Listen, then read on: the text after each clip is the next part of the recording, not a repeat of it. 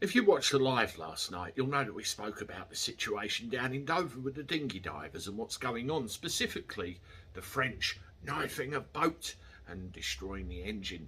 We all know full well that was a publicity stunt.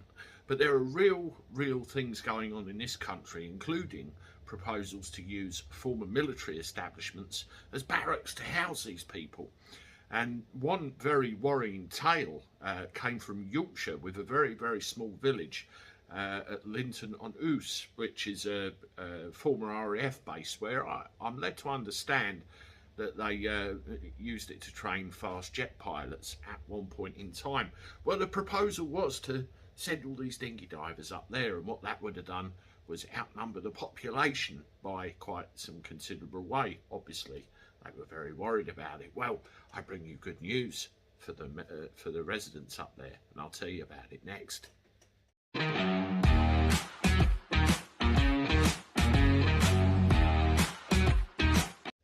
How do everybody? Welcome back to the channel for a Tuesday. Hope you're doing all right. I'm not too bad. Thank you to everybody that's subscribed to the channel and watching along and commenting. I very much appreciate all your support, and look forward to seeing you in the live a little bit later on.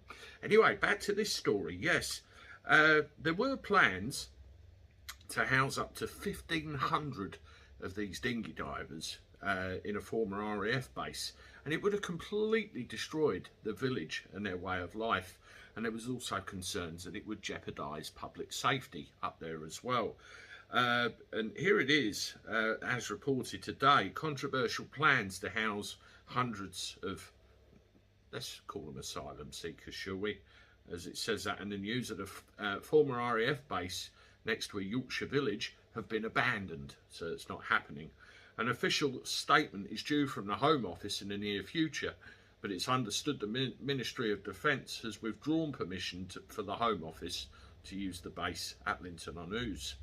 Villagers in Linton launched a high-profile campaign to halt these plans when they were announced in April. Locals said the plans to house up to 1,500 men at the base would destroy village life and could jeopardise the safety of local people.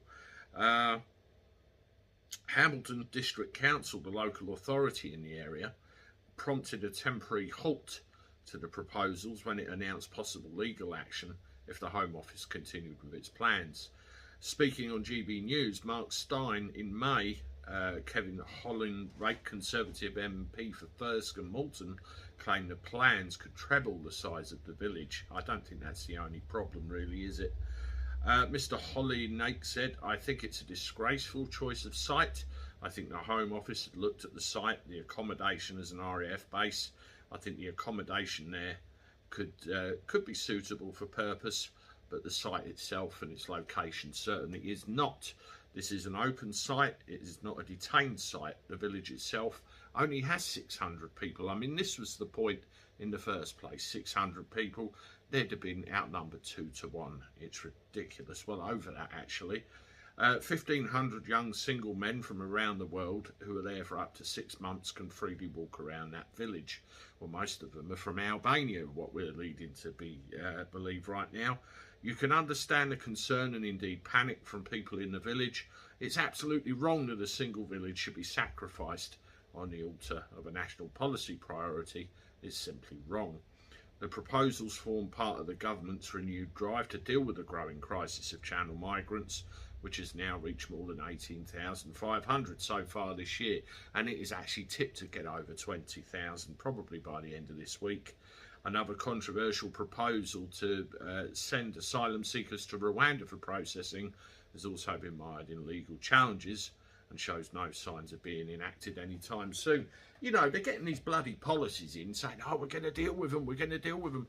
What you're actually doing, you're bringing them in and sticking them anywhere. I mean, we have a local former RAF base in my neck of the woods, RAF Manston, with an air training corps squadron attached, 2433 squadron. And they were unceremoniously kicked out of their home of some 50 plus years and sent to Margate to join up with 438, which is no longer a thing. Their squadron number has completely disappeared and all merged as a new 2433.